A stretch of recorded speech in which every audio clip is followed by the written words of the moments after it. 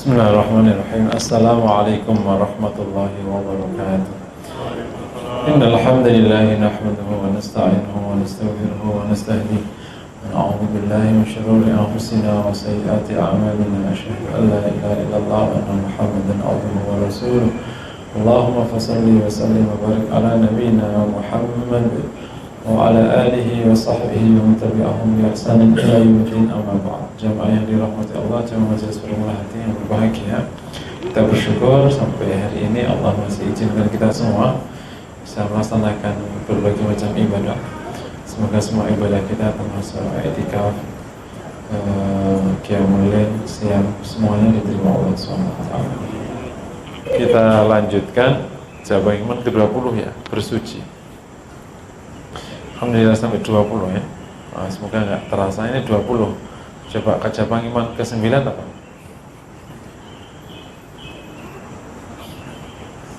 Saya ulangi lagi ya, cabang iman itu klasternya gini ya, gampang. 1 sampai 6 itu rukun iman.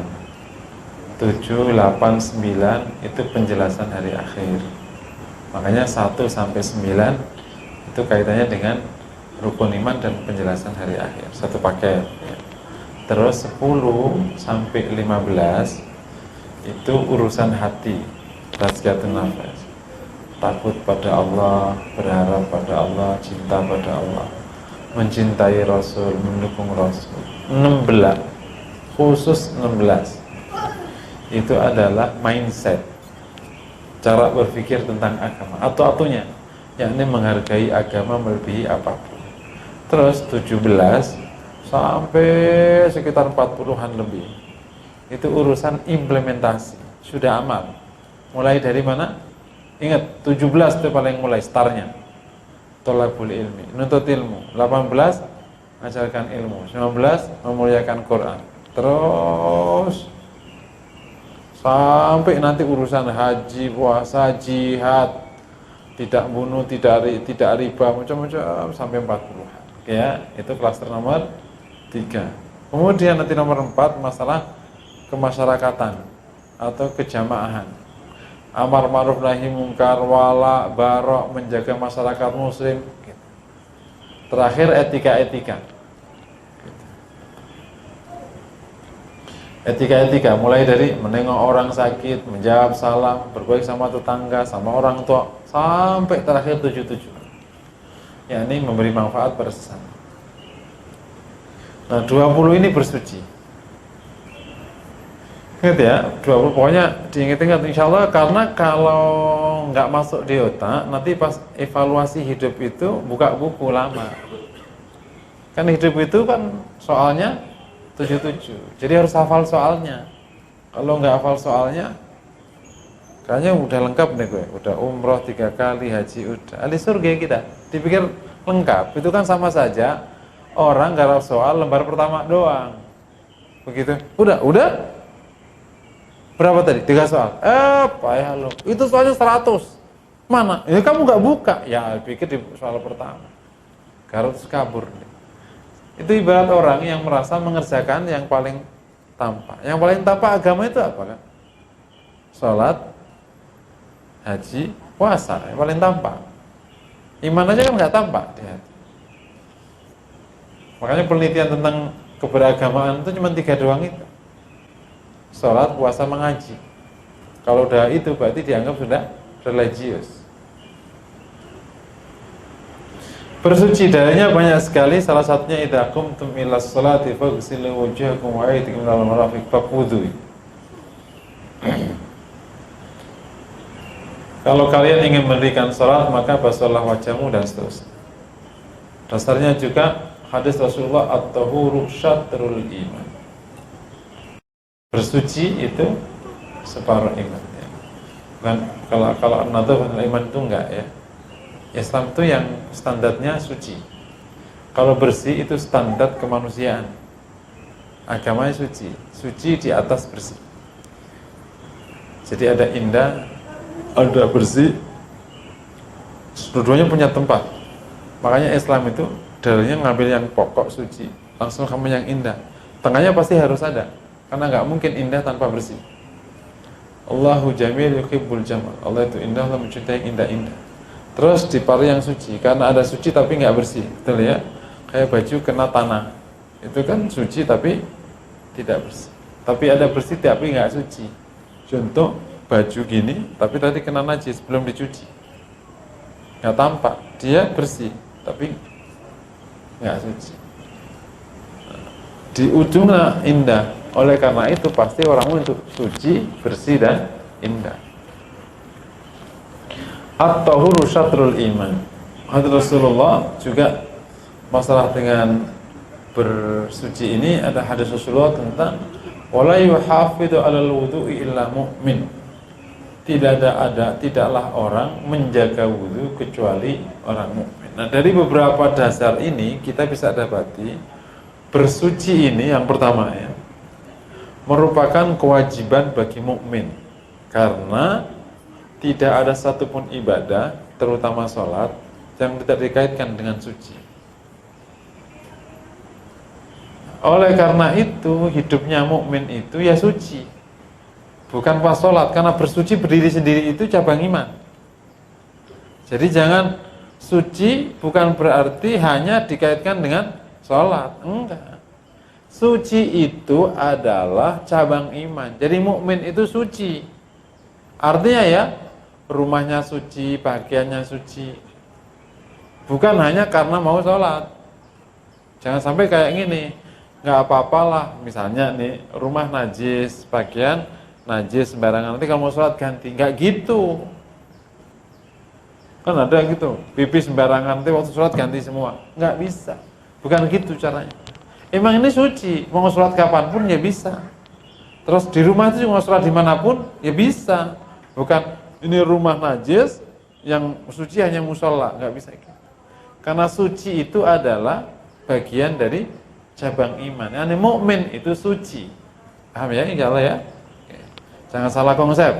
Ini banyak yang sehari-hari masih najis, tapi pas sholat baru disucikan. Enggak. Itu kan suci kaitannya sama sholat. Sedangkan suci itu berdiri sendiri, cabang iman berdiri sendiri. Yang kedua, nah suci itu ada dua ya, ini di terserah fikih. Ada suci dari najis, ada suci dari hadas. Najis ada tiga ya, kalau Syafi'iyah yang terkenal, mughalladhah, mutawassithah sama mukhaffafah. Mughalladhah najisnya anjing dan babi. Cara nyucinya 7 kali disiram, salah satunya pakai tanah atau debu. Terus kemudian mutawassit, mukhaffafah ya, najis bayi laki yang tidak minum apapun kecuali air susu ibunya sebelum umur 6 bulan. Kalau bayi perempuan dari awal najisnya mutawassit. Bayi laki yang sudah minum yang lain mutawassit. Atau setelah umur 6 bulan sudah mutawassit. Kalau khusus mukhaffafah caranya najisnya tidak perlu diilangi barangnya. Misalnya bocah baru lahir kemarin pipis, itu nggak perlu diambil, disiram aja udah bersih. Dikasih air aja udah bersih, meskipun najisnya tidak diambil. Tapi kalau mutawassithah, najisnya sudah harus dihilangkan. Ya, misalnya ya, mohon maaf, bocah pipis di lantai, berarti harus dilap dulu. Setelah kering baru disiram. Jangan masih ada pipisnya disiram, najis semua. Ada pipis di baju, bukan masukin langsung dicuci, itu dicampur najis semua. Dicuci dulu di keran, berarti kan hilang najisnya. Intinya najisnya harus keluarkan dulu dari badan, baru nanti disiram ulang. Jadi yang pertama itu ngebuang ainnya, yang kedua baru nyucinya. Bisa dipahami ya? Pastikan dipahamkan ke mbak-mbaknya di rumah. Karena kalau mbaknya nggak komit, ya berarti ngaco semua. Diajarkan betul. Misalnya kena pup, diconteng dulu, saat bersih-bersihnya udah hilang, baru disiram air. Itu namanya baru suci. Tapi kalau langsung dimasukin ke mesin cuci, ya kuning semua, ya itu najis semua. Hati-hati ya. Sabun tidak membersihkan, tidak mensucikan. Yang mensucikan itu air. Jadi unik nih. Kalau ada najis nggak suci kecuali pakai sabun, maka sucian itu namanya pra penyucian. Bukan dia menyuci. Jadi digosok pakai sabun baru hilang, nah baru dicuci. Jadi suci itu harus pakai air. bukan pakai sabun. Sabun bukan alat mencuci, tapi alat membersihkan. Kalau alat mencucikan, airnya. Ya. Kita pakai satu mazhab aja ya, biar nggak puyeng. Ini mazhab Syafi'iyah begini, yang udah berlaku di sini aja. Mazhab Hanafiyah yang lain beda lagi. Nah, maksud saya ini berlaku di banyak hal. Hanya dua hal yang penyuciannya itu dapat keringanan dari agama. Yang pertama, sendal bagian bawah. Sendal bagian bawah yang kena tanah. Itu kalau kena najis tidak perlu disiram air, cuma diosok-osok bisa. Dia bersihnya pakai tanah setelahnya. Ya. Yang kedua, bagian bawahnya pakaian perempuan. Perempuan kan bagiannya suka ngeser-ngeser. Itu sucinya oleh tanah setelahnya. Hanya itu. Selebihnya nyucinya pakai prosedur air biasa. Paham ya? Syafi'iyah sebenarnya malah nggak pakai keringanan. Syafi'iyah itu mau bagian bawah atas semua pakai air. Tapi insya Allah keringanan ini sudah berlaku untuk dua hal tadi. Bisa dipahami ya. Jangan sampai nyuci najisnya masih ada. Oke. Kalau ini masih ada, ya najis. Terutama ya nih, atau yang punya karpet-karpet ini harus pastikan benar. Kalau ada bocah atau apa. Kalau bocah pipis, berarti di air dulu, dikeringin dulu sampai semampunya. Baru disiram air. Ternyata kalau masih bau, itu berarti memang belum hilang. Contoh ya misalnya ya, kasur. Ini kasur. Kasur termasuk yang tidak kena keringanan. Meskipun itu memang peluangnya kena terus, karena nggak ada nasnya. Jadi kasur kalau kena gimana? Ya harus diambil dulu, misalnya gitu ya, dikotak-kotak, diambil air pipisnya, sudah agak kering disiram. Kalau kau nyiramnya nggak bener, pasti masih bau. Kalau airnya cukup, pasti hilang. Jadi air itu memang bisa menghilangkan najis, menghilangkan bakteri, sumber bakteri. Maksudnya bisa menghilangkan bau. Jadi kalau misalnya katakan ya pipisnya itu segini, terus kamu ambil masih belum banyak, terus nyiramnya dikit, tik, itu masih bau pasti. Jadi kalau masih bau, berarti sebenarnya itu belum cuci. Karena begitu dikasih air, terus kering, itu pasti hilang. Kalau masih kering kok nggak hilang, berarti sebenarnya belum. Paling gampang cirinya kayak gitu. Bisa dipahami ya insya Allah ya. Jadi tolong disampaikan, istrinya juga dipastiin, karena setiap hari pasti ketemu, terus mbaknya juga dikasih tahu. Yang kedua, suci dari hadas. Suci dari hadas itu berarti dua. Ada hadas besar, hadas kecil. Nah, hadas kecil sucinya, hadas besar berarti sucinya adalah mandi. Mandi hadas tidak sama dengan mandi basah, nggak sama dengan sampoan. Karena mandi itu adalah ngalirnya air dari ke seluruh anggota badan dengan niat. Ada niat. Kalau sekedar mandi basah, ya belum tentu jadi mandi junub. Clear ya, insya Allah ya. Seluruh anggota badan yang tampak wajib kena air. Contohnya adalah hidung. Nah, harus nyedot air ke hidung. Contohnya kumur-kumur. Contohnya, mohon maaf, dubur yang tampak. Kalau Anda buang air kan pasti itu tampak, nah itu kena. Jadi kalau mandi harus jongkok disiram, nggak cukup berdiri. Kalau berdiri bisa aja nggak kena bagian yang pada waktu pup itu tampak. Jadi harus disiram kayak orang mau disiram.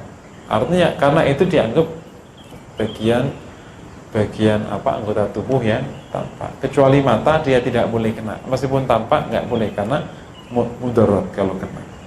Selebihnya kena, sela-sela kuping, telinga, bagian kuku, kalau kukunya agak panjang, semuanya harus dipastiin kena air semua. Termasuk bagi yang punya jenggot lebat, harus digosok-gosok. Kalau punya rambut lebat, nah kalau rambut lebat sudah banyak sampunya. Zaman dulu ya harus dikerjain betul, dimasukin air betul ke bagian rambutnya ya.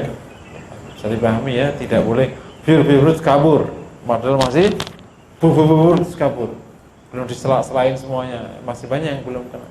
Kalau hadas besar nggak kena, berarti bisa jadi sekian sholat sehari tadi nggak sah. Hati-hati. Kalau wudhu setiap sholat, tapi kalau hadas besar kan hanya beberapa kali aja. Jadi pastikan benar. Nah, kemudian ada hadas kecil. Menyelesaikannya pakai wudhu. Nah, di poin kedua tadi apa? Ini suci berarti maknanya suci dari hadas dan dari najis. Bagi mukmin berarti setiap ada kondisi maka dia mau diwajibkan untuk menjaga kesucian.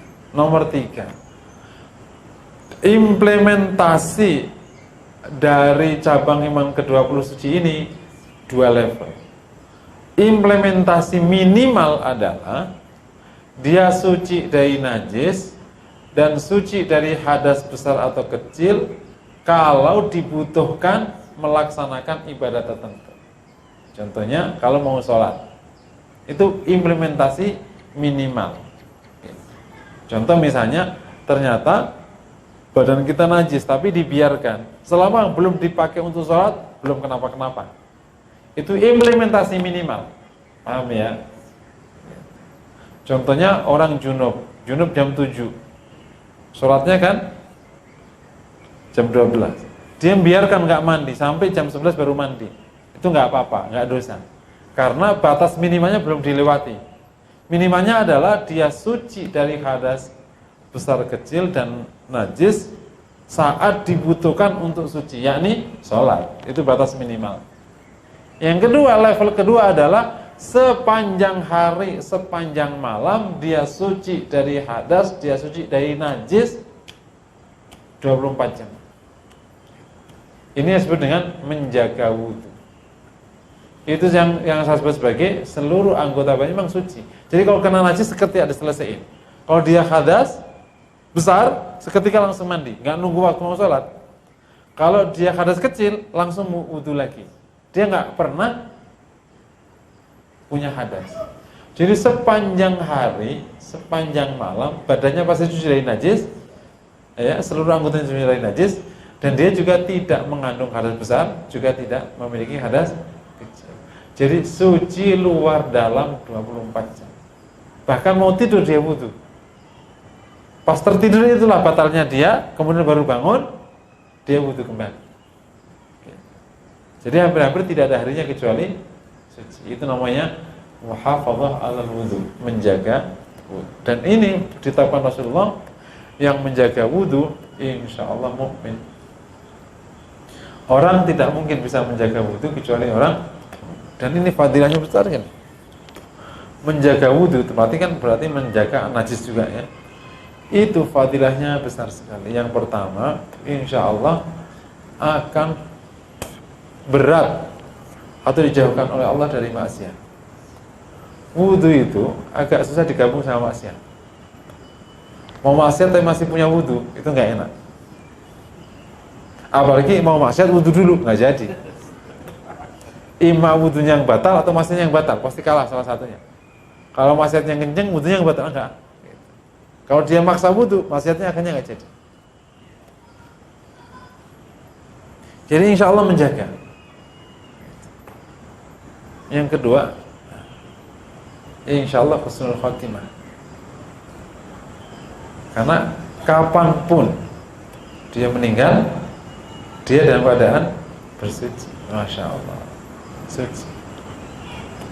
Kalau kita bisa bisa istiqomai latihan, masya Allah. Jangan sampai tidak suci. Kalau orang mau jaga wudhu, kira-kira jaga makanan enggak kira-kira? Dia pasti tidak akan makan ngawur. Kalau orang ingin mengambil cabang iman ini di level maksimal ya, kan tadi 2 level, minimal dan maksimal. Minimalnya yang penting pas dibutuhkan dia suci. Ya, kalau maksimalnya sepanjang hayatnya dia suci. Kira-kira kalau ada orang mau begini, makanannya kejaga enggak? Jaga. Nggak mungkin dia makan haram. Makan yang akan membuat dia batal wudhunya aja dikurangi. Dan makan yang membuat batal wudhunya itu memang makruh hukumnya. Semua makanan bergas itu secara syariah hukumnya makruh. Jadi akhirnya orang ini sangat terjaga. Masya Allah. Jadi selalu ada hubungan antara ketetapan syariah dengan kondisi di alam semesta.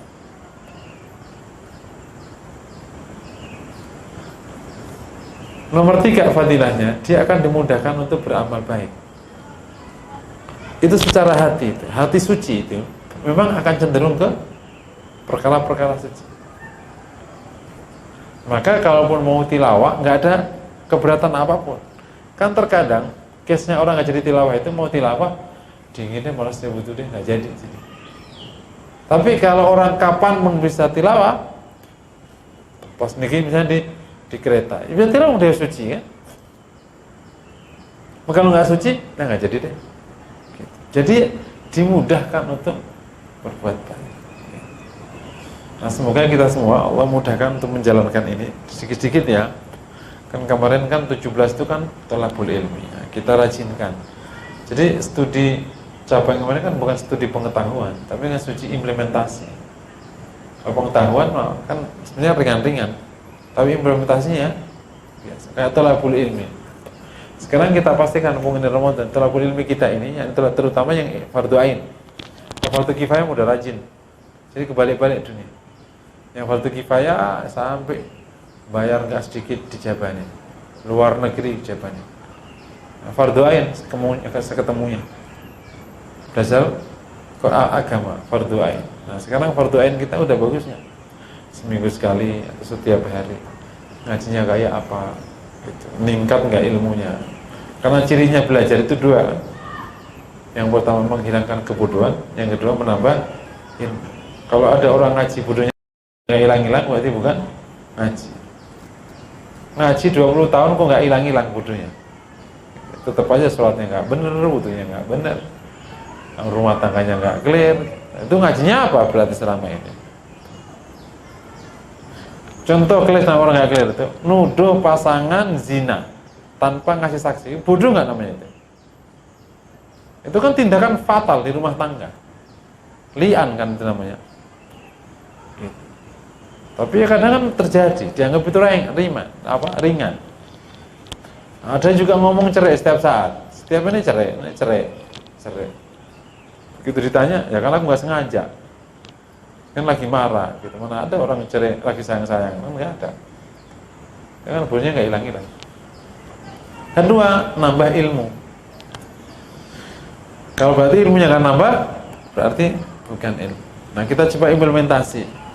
Kalau belum, kita coba naikkan, ditata materinya, ditata bukunya, apanya gitu. Insya Allah 4-5 tahun, kalau bener jadi, nggak usah sampai tahun-tahunan gitu. Enggak. Asal bener jadi. Belajar itu kan nggak perlu lama-lama kalau bener. Kenapa perlu lama? Karena nggak bener kayak orang kuliah. Kalau bener kan 3 tahunnya tamat, 3,5 tahun, 3 berapa tahun. Yang kedua, mengajarkan ilmu. Kita sudah enggak, karena kalau nggak detail kayak gini, ini sudah panjang, ini kelewatan, nggak diamal-amalin. Mengajar, minimal kemarin kita kasih opsi supaya kita bisa ngajar keluarga, minimal opsinya. Kalau mengajarkan orang lain kan pada nggak dipercaya. Mau misalnya, yuk kajian sama saya, ya antum kajian di sini. Yang datang, malas lo, sama gue sama gitu. Masa engkong nih bikin pengajian di mari, orang nggak datang, nggak dapat murid jadinya. Ya kan kalau nggak dapat itu namanya bukan ngajar, namanya belajar sendiri. Kan harus ngajar, berarti harus ada muridnya. Minimal istri dan anak-anaknya pasti bisa diajar. Udah berarti punya tradisi ngajar di rumah. Kita seminggu sekali. Udah capai ke 18, alhamdulillah. 19 kemarin masalah apa itu? Kalau lupa ya. Quran, memuliakan Quran. Nah, sudah nggak Quran itu sikapnya? Tilawah, macam-macam, tadabbur. Nah, terakhir ini, yang bukan terakhir, yang 20, bersuci. Di sini butuh komitmen lebih tinggi. Kita berharap bukan hanya suci pas dibutuhkan, yakni pas sholat. Tapi kita ingin kita ngambil semua peran muhafadzah ala at-thahar, menjaga kesucian, yakni termasuk menjaga wudhu. Masya Allah. Siap ya insya Allah ya. Halo. Kok ini bisa kita kerjain dahsyat? Saya melihat kan ada 7 sunnah yang dianjurkan Ustaz Arifin ya. Beliau itu di antara ratusan sunnah, beliau memilih 7 ya. Salah satunya menjaga wudhu. Itu kan yang di Ustaz Arifin ilham Allah hamalain kan memilih qiyamul lail, memilih sedekah, memilih termasuk ini, memilih zikir ya. Pokoknya kan banyak sunnah, tapi beliau memilih 7. Sedekah sama menjaga wudhu. Itu betul. Kalau kita bisa menjaga wudhu, Masya Allah, wajah itu berseri-seri. Jadi bersihnya orang dari salon sama bersihnya orang dari wudhu itu beda, bro. Kalau bersihnya dari salon itu luar, tapi kalau bersihnya orang dari wudhu itu dalam, inner beauty. Emang iya? Antum melihat istri antum, ini bersihnya dalam apa luar? Kalau luar berarti butuh duit banyak. Kalau dalam butuh iman yang banyak. Kalau bersih dari dalam itu butuh iman yang banyak. Karena jaga wudhu nggak gampang. Sekedar wudhu doang aja padahal. Ngentut, misalnya ngentut atau apa. Tapi kalau dia punya tradisi kayak gitu, ibadah gampang betul. Gitu. Masuk masjid langsung salat kan, nggak usah capek-capek ke bawah, bisa wudhu. Gitu. Kosong dikit, ya megang Quran gampang gitu. Mau maksiat masih wudhu, ntar dulu, batal dulu, gitu paling.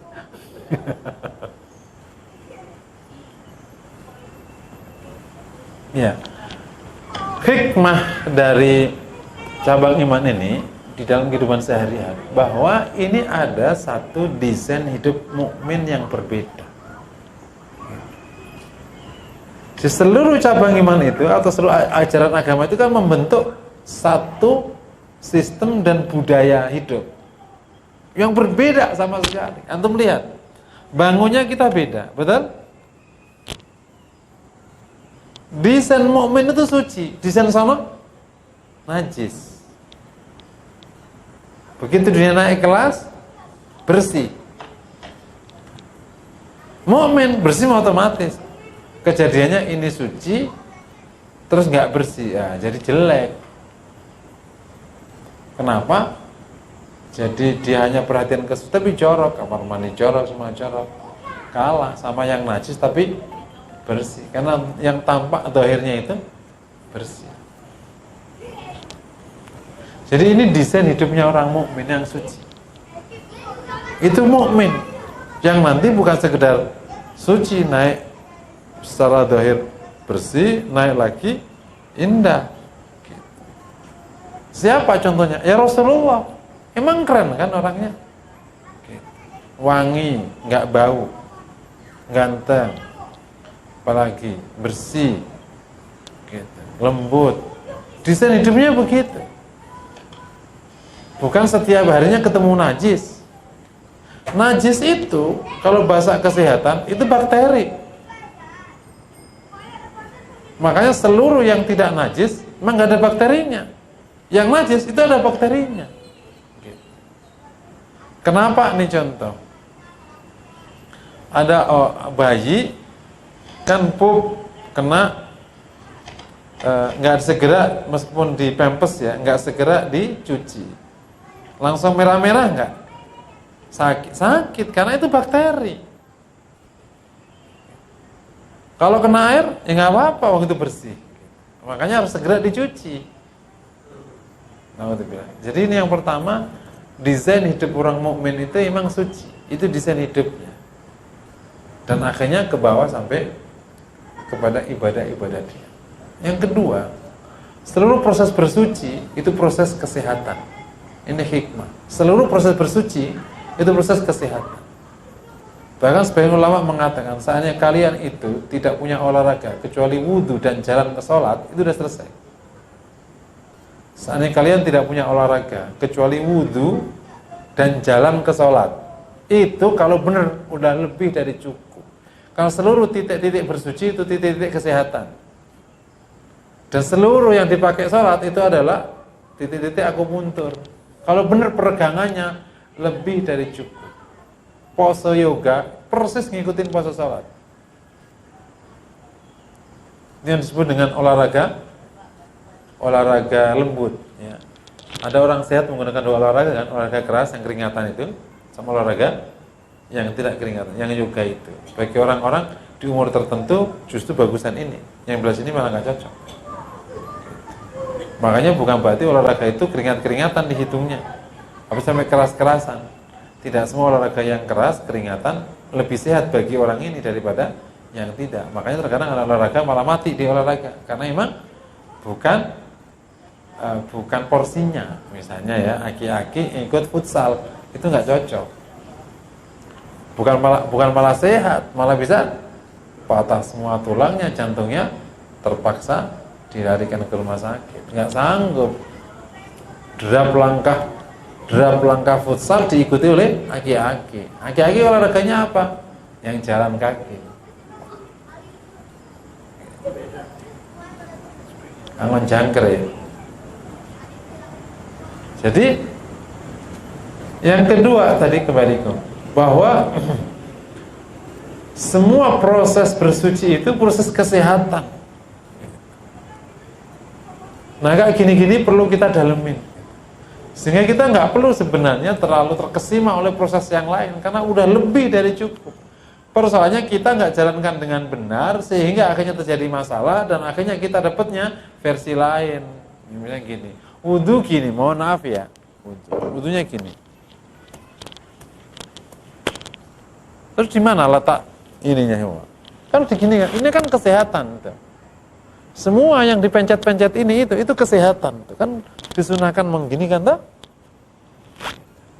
Terus tangan, sunah kan? Kesehatan nggak begini? Kesehatan. Gitu. Kan suruh mengusap. Terus kemudian waktu basuh telinga, suruh muter sampai. Itu semua proses kesehatan. Termasuk pada waktu ngasih air ini proses kesehatan. Gitu. Jadi membasahi kepala itu proses kesehatan. Dulu kalau kita agak kurang kan cuma dibasahi sama ibu, itu proses kesehatan. Terus apalagi kaki, proses itu kalau bener wudhunya, emang biar habis wudhu itu. Kalau habis wudhu masih ngantuk, berarti tidak wudhu. Paling gini kayak bocah waktu sahur. Lu ke air, udah. Lu kok masih ngantuk? Udah. Berarti nggak wudhu. Gini dia ke airnya. Sahur mah. Oh. Sahur masih nggak, gimana bisa makan kan? Bocah. Jadi ada tua wudhunya begitu, namanya wudhunya orang bocah. Salat. Kalau rukuknya bener, kerek pasti. Ditarik betul. Sujudnya bener, ditarik betul. Duduk antara dua sujud, ditarik, itu bener sekali. Kok enggak? Lain itu sosorokin gimana ketarik kakinya. Enggak berani nekuk begini. Ditekuk beneran. Itu sehat sekali. Sujud suruh nekuk sekali. Itu semua udah titik-titik kesehatan. Dan itu lebih baik daripada semua olahraga yang tidak sesuai dengan ukurannya. Jadi itu kalau saya perhatikan batas minimal orang. Mau bagus sebab yang lain lagi. Jadi ketika orang sudah ngikutin itu sudah dapat titik-titik kesehatan. Luar biasa. Yang nomor 3, seluruh proses bersuci itu proses pengampunan dosa. Jadi kalau ada air netes dari wajah, itulah seluruh dosa wajahnya diampuni. Jadi proses pengampunan dosa. Jadi secara zahir itu bersih suci, bentuk desain orang mukmin, hakikatnya dapat pengampunan dosa. Luar biasa. Masya Allah. Mungkin demikian ya. Kita nyebutnya titik tekannya, gimana kita bisa menjalani ini. Ini perkara simpel, tapi butuh ketekunan, ya kan? Perkara simpel, mudawamah alal wudhu, tapi butuh ketekunan. Tapi insya Allah kalau kita jalani sebulan aja, nanti merasakan bedanya. Berbeda sekali, suasana batin itu tenang. insya Allah nggak kemancing marah-marah. Gitu. Wajah berseri-seri, ada sinar. Nah itu yang nanti membedakan umat Rasul dengan umat yang ghurrul muhajjal. Sampai Rasul ditanya, Rasul gimana kau bisa ngebedain umatmu? Kata Rasulullah, gimana kalau ada kuda semua hitam dan ada kuda yang berbelang-belang, kamu tahu? Pasti tahu, itulah umatku. Jadi dari awal udah beda cahayanya. Itu umat Rasulullah yang cahayanya banyak, yang wudunya sering dan wudunya lebar, anggota wudunya tidak pas, jadi bersinar anggota tubuhnya tadi. Masya Allah.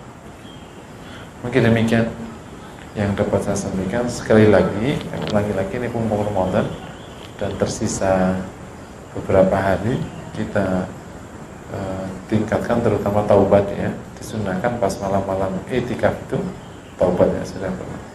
Dan cara terbaik untuk menyongsong Lailatul Qadar ya i'tikaf. Karena Lailatul Qadar itu kan malam. Ya siapapun yang hidup pada malam itu pasti kelewatan Lailatul Qadar. Karena Lailatul Qadar bukan Bulaila.